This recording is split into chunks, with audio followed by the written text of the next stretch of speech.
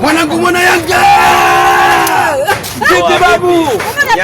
No, umejiandaa kabisa kupokea kichwa yani. Nyama ndo hivyo. Ya unasubiria kichwa yani. Kichwa. Ya. Sisi ndo mabingwa wenu.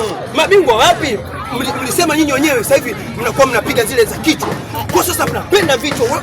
Haina noma. Sisi leo tuko wazani, tunasema tunapenda vichwa. Sisi tunagonga kichwa. Hapana, kauli ya Ally Kamwe amesema kabisa mnataka kichwa. Kichwa.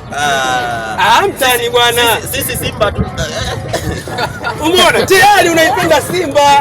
Wewe mia tu Simba babu. Yaani ili usipigwe kichwa leo. Sisi wana Yanga. Yeah.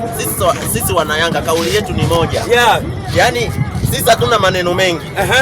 Ndio maana sasa hivi tumeona tumekaa kimya. Maneno mengi hamna, hatuongei. Nisikilize. Sisi tunatenda vitendo. Nisikilize. Tulishaambiwa na Mediali anayekula karanga ale, anayekunywa sijui mchuzi wa pweza anywe, anayepaka mkongo apake kwa ajili ya mwananchi. Tunaenda kumpa kichwa. Hayo maneno ya makoro tu. Makoro wapi? Tumeyazoea. Yaani mtani, ngoja nikupe siri moja.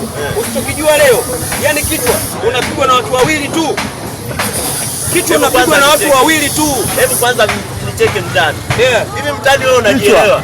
Mimi ninajielewa na nina akili timamu sana. Kule kuna Maxi mpia Nzingeli. Kule kuna Dumbia. Kule kuna Diara. Wewe unafikiri unapita wapi? Babu, Elie Mpanzu. Babu, Elie Mpanzu. Mama. Yule lazima akupige kichwa. Yaani leo usichokijua yule anakupiga kichwa, na yule mtoto ambaye alikuwa anakosa magoli.